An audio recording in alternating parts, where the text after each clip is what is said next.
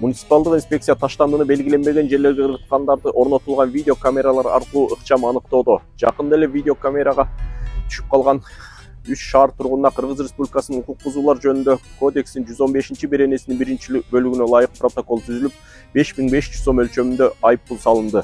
Белгилей кетсек, муниципалдык инспекция Бишкек шаарынын белгиленбеген жерлерге таштанды ыргыткандарды аныктап, аларга чара көрүүдө.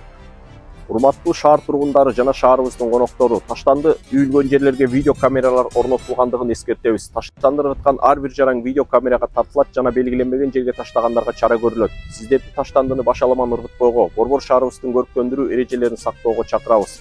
Таштандыны контейнер аянтчаларга таштап, тазалык муниципалдык ишканасына атайын техникасына чыгарыңыздар.